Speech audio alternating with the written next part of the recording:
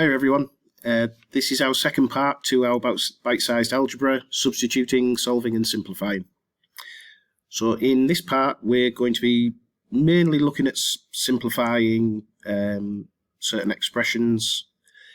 There will be a little bit of solving towards the end as well. If you're unsure about the methods involved with these, you may find watching some of the earlier videos of use to you. If you've been watching these from the start, I'm not going to go into the same kind of depth regarding the rules and some of the steps as I have in those earlier videos. So if you're happy to get into it in this particular video, that's fine. But if this is the first time you're watching this, I would suggest looking at one of the earlier videos just to get a more in-depth view of what those methods are and why we do things in the order that we're doing them in. So bearing that in mind, I'll start with our first question here, which is simplify the following.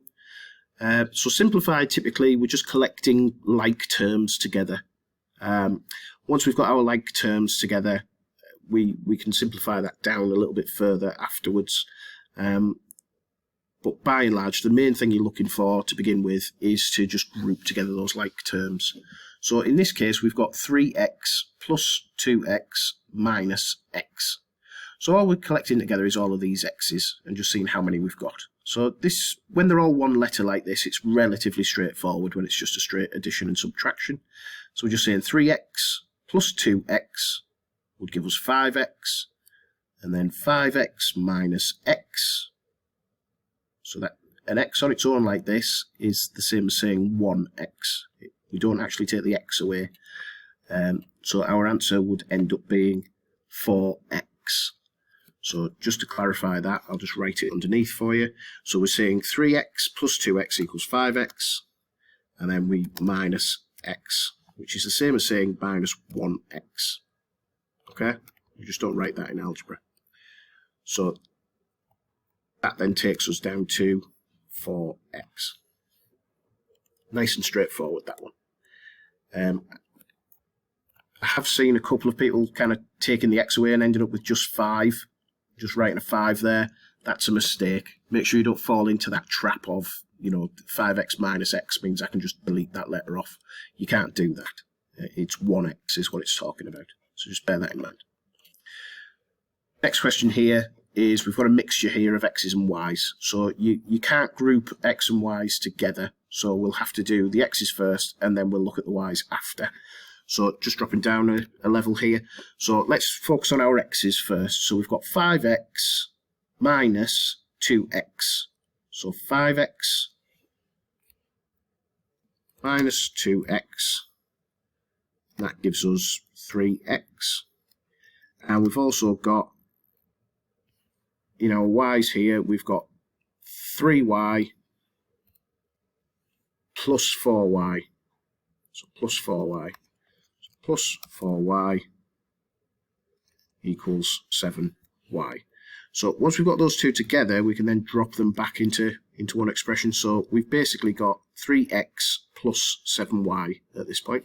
So 3x, which we found out here, plus our 7y, which we figured out here. That's it. That's as simple as we can make that particular one. So bear in mind that if this had been 3y minus 4y, for example, and we'd have ended up with minus 1y, that minus would transfer into this last line here, so that would become a minus instead of a plus. So depending on what type of number this is, because this is a positive number, it's a plus. If it was a negative number, this would be a minus here. Next one, we've got 3 times a times 4. So I'm just going to chunk this out again. So 3 times a give us 3a, and then our times 4 is still sat there waiting. So we've got 3a times 4 would give us 12a. Now those 3 questions there, which I feel are pretty straightforward, are worth 4 marks altogether. That's a pretty good chunk of marks for fairly straightforward kind of 2-3 step questions, So don't be intimidated by these. These are the ones that, with a little bit of practice or a little bit of revision, that you should be able to pick these marks up quite easily. So the next one here is one of those ones that they tend to throw at you after some questions like these up here, because it's a little bit more wordy, and it's just a way of kind of tripping you up and just checking that you're still paying attention, basically. So in the table below, the letters W, X, Y, and Z represent different numbers. The total of each row is given at the side of the table.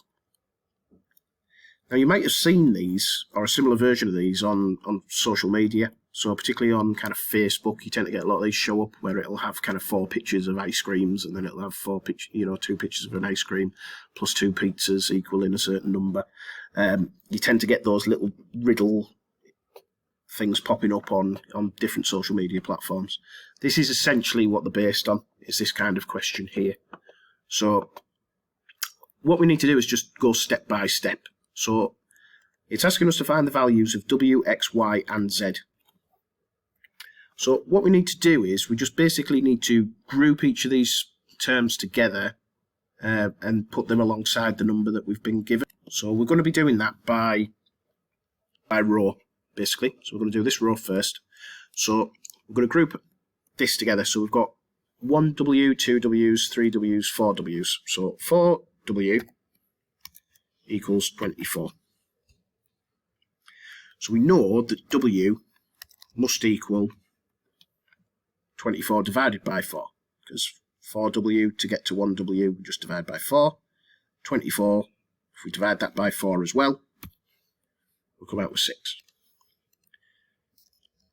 Now using that information, we can now plug that into this row.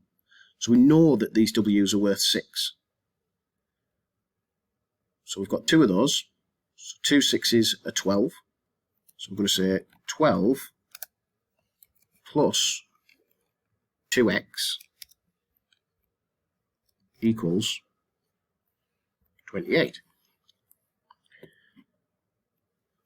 I'm going to move that across a little bit just to make sure that there's no confusion that they're 2 separate things that we're working on there.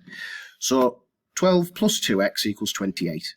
Now what we're going to do is we'll just simplify this down a little bit. So we're going to get rid of this 12 on this side. And to do that, we can take away 12, but we'd also have to take away 12 on this side as well.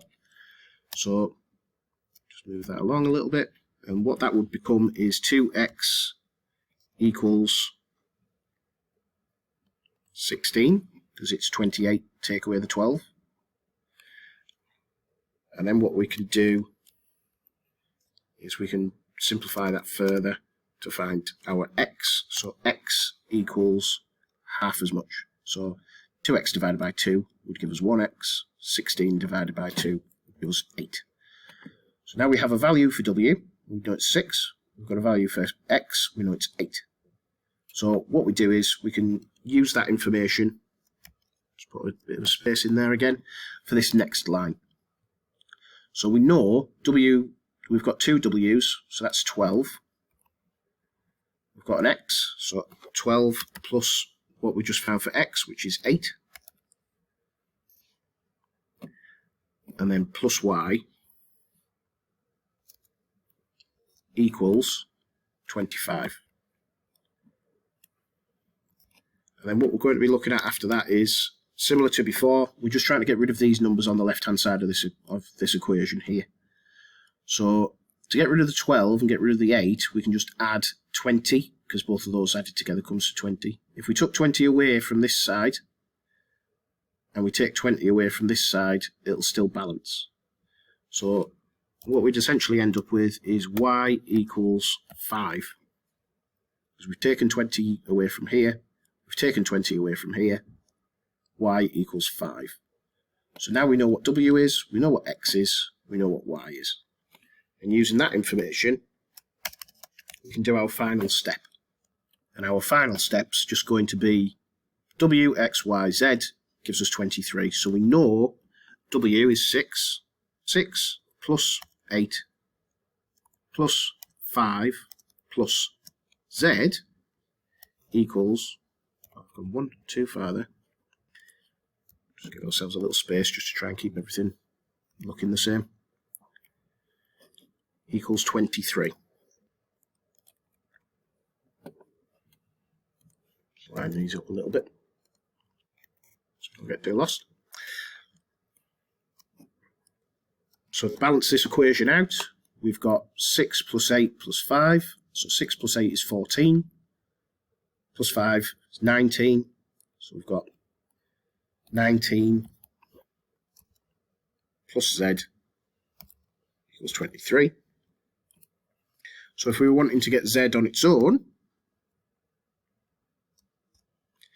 we'd have to take 19 away from this side and 19 away from this side, because we have to keep it balanced. So z on its own would equal 23 minus 19, which equals 4. So z equals 4. So that's our 4-mark question. We found w first. We used the values we knew for w to create an expression or an equation to help us find x. We then used those to find the next one, and we just went through in order like that. This type of question, because of the layout of it, because of the way it's written, because of the way it's displayed here, can be quite intimidating. You take it a line at a time. We'll go a line at a time. You'll find that the actual work you need to do for each step is fairly straightforward. So don't be afraid to give things a little bit of a go. You would get a mark for each one of these you attempted, or each one of these you got right at least. So even if you did these first two and stopped there, you would still get a mark for these two. Just having a quick look for how many we've got left, because I'm running out of time on this one. I think what I'll do is I'll split this out into a third section for you, because we're starting to run a little bit too long on this video for me. And we'll just have a little look at these final 3 or 4 in a separate video for you. So as always, if you have any questions at all, feel free to get in touch on Teams, on email, on Canvas, or let one of your tutors know, and I can answer any questions that you might have. Speak to you soon. Bye now.